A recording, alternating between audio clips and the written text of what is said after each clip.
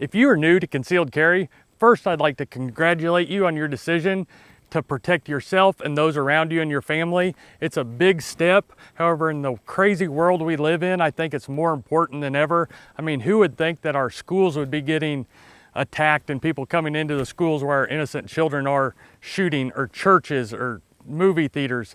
It's just an insanely crazy world, and it's totally different than 10 or even 20 years ago, especially. So concealed carry is a huge step. However, I feel like there's not enough info to the new people to concealed carry. You know, there's people like myself and others that have carried for years and years that have kind of learned the hard way of all the pitfalls of concealed carry and different lessons on what to do, what not to do. So today I'm going to go over the main things I think you need to do before you start this journey. You've already decided to, but definitely watch this before you start making a lot of important decisions, and I think it will greatly help you.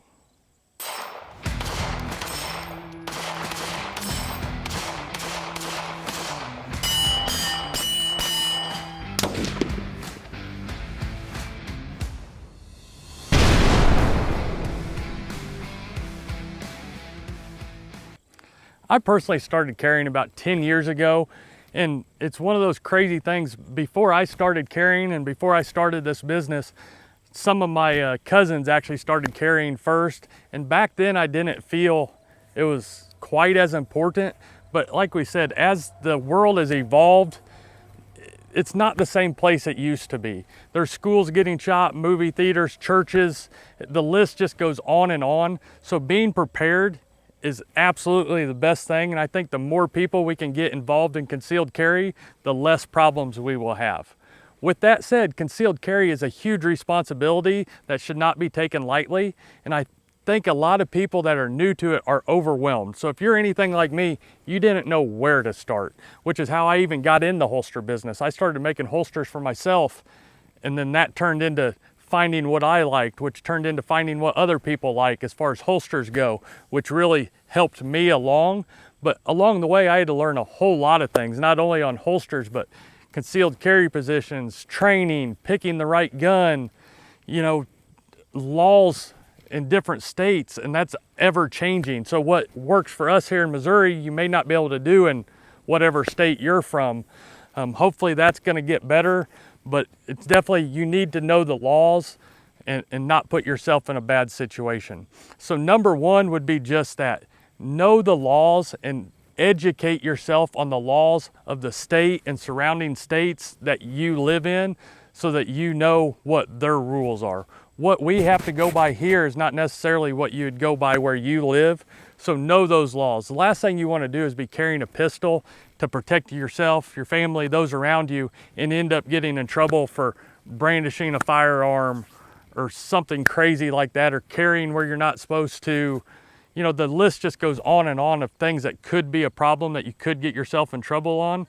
So definitely learn those laws before you even think about carrying that gun, and you'll be way better off. The next thing is, if you haven't purchased a pistol already, which hopefully I'm catching you before you go to purchase a pistol, think what you want to do with that pistol. Are you wanting to start slowly and have a pistol for home defense? Is this your first pistol? Is this your 10th pistol? You know, where are you in that process? So let's start by, if this is your first pistol, you need to decide what you want to do with it. Is this a pistol that you want for concealed carry? Or is it a pistol you want for home defense? Or is it a pistol you want for an all-around gun? So all of those have different categories, and that will definitely think where you're at as far as what gun you need to be looking for. If you're in the concealed carry market, the main trap I find a lot of people falling in is they're new to concealed carry. A lot of times it's their first pistol. They think the smaller the better.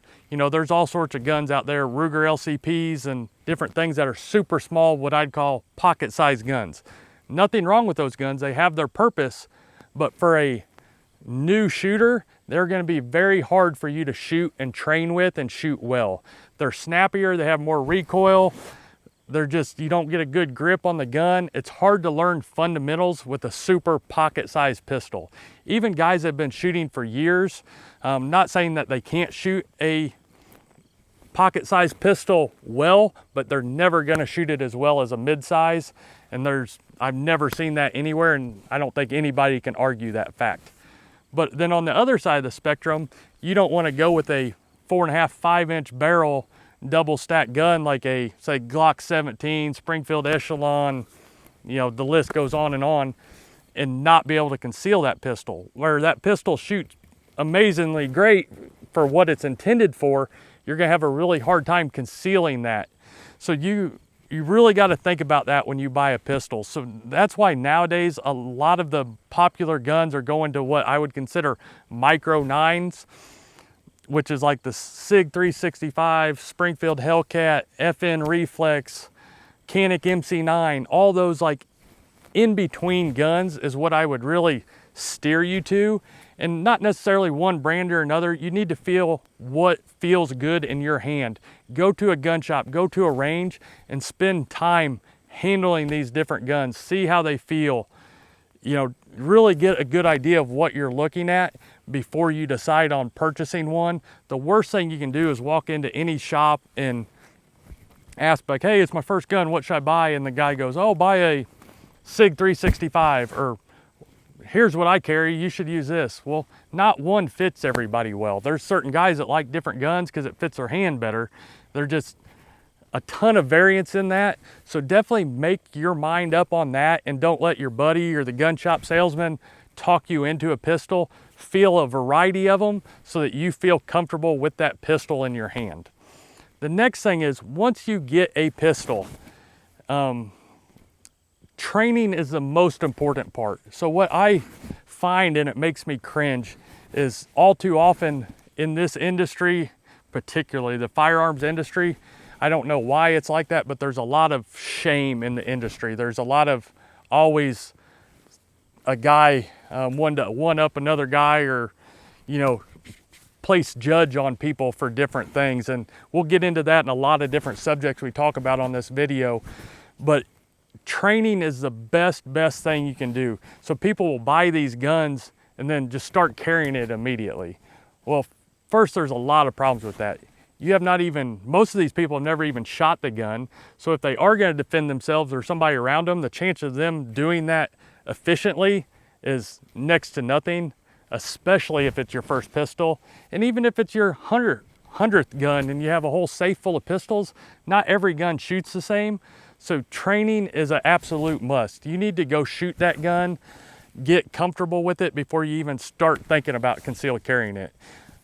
The responsibility of carrying a gun and defending yourself and those around you is way more important than that, in my opinion. And I think you should definitely look at it in that filter instead of, oh, I got a gun, I'm good now.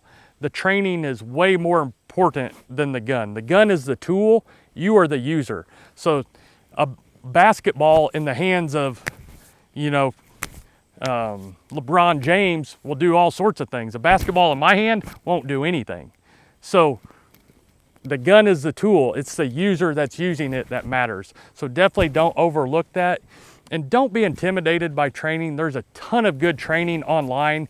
You don't necessarily have to go to in-person training. You can start by online. There's free online content everywhere. Some good, some not so good.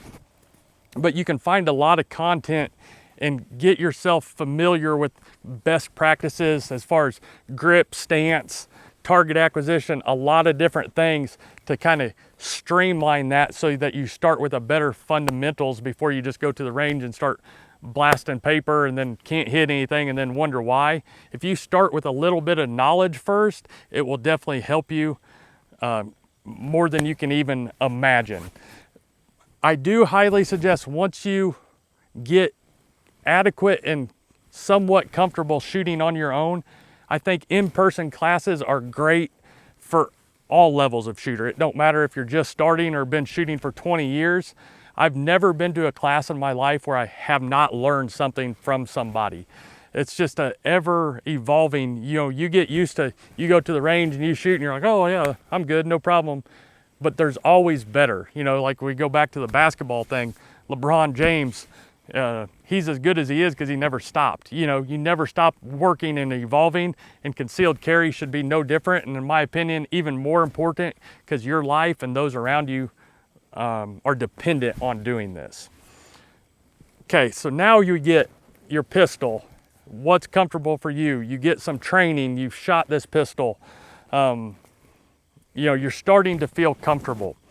The next main thing I see an issue with people with concealed carry is they get a holster from us or anywhere. It don't matter where you get a holster. It doesn't have to be ours. Anywhere you get a good quality holster, which that's a whole different subject, but get a quality holster. I highly, highly suggest Kydex because it protects the trigger guard, the gun's secure, it clicks in. It's just the safest, best option on the market in my opinion.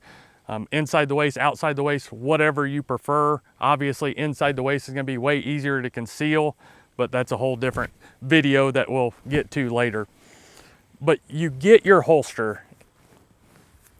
Before you just get your holster, throw it on and go to Walmart or go to the store or go to work or wherever you're going, I highly suggest, and this is for new carriers especially, is carry that gun and holster. The gun doesn't even have to be loaded. It can be empty. Carry it around the house for a day, week, however long to where you feel comfortable.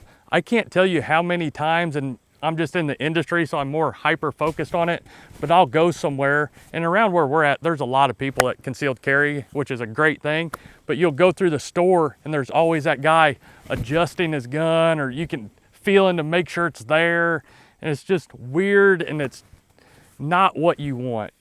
Anytime I see that, I can tell that person is not comfortable concealed carrying. First of all, if you're not comfortable with that your holster is keeping the gun where it is and you got to feel it to make sure it's there, that's a problem. Second of all, it's just a kind of red flag that, hey, look what I'm doing. It's, the whole point of concealing is so nobody knows. The more you sit there and mess with it, it's kind of a pet peeve of mine, just because you can tell that person does not have enough training or experience or just comfortability with the setup in general. So take that, wear it around the house, whether it's day, week, months, whatever. Like we talked about, you are the user of that to tools. So you want to be as proficient as possible. Don't rush this process. If you are not comfortable with it, you're not going to perform in a stressful situation. So just don't get yourself into that. So the next thing is, you wear this gun around the house, just say unloaded. There's no reason it needs to be loaded. Wear it around the house, whatever, out in the garage, doing what you do, and get used to it where it's just second nature that it's there. You never worry about it, you never wonder about it. The next thing that a lot of people do is they will take that pistol and start carrying it, and people get a lot of shame because people new to concealed carry, they got a lot of worry, and a lot of it's just because of confidence from not doing it over a period of time, which comes. But people shame people for not carrying one in the chamber. And by all means, I carry one in the chamber. I highly, highly suggest you do, but there's no shame in not in this transition period. And we want this transition period to be as short as possible, but you want to be comfortable with it before you make that a reality. So don't let anybody shame you as, oh, you have to carry one in the chamber. Yes, you should, but you don't have to. This is a behavioral change for you and how you're doing things. So definitely make it be on you. And the more comfortable you are, the more proficient you're going to be, the better you're going to train, the better that you can serve you and those around you by taking on the duty of concealed carry. So those are the main things that I would say is get the right gun first and foremost, get training. The more training, the better, and make training one of those things that never ends. Even if you can't afford to go shoot a lot, which we're blessed to be able to shoot all the time doing what we do, but if you can't afford to shoot all the time, at least dry fire practice is a great thing. Practice drawing, practice just fundamental things.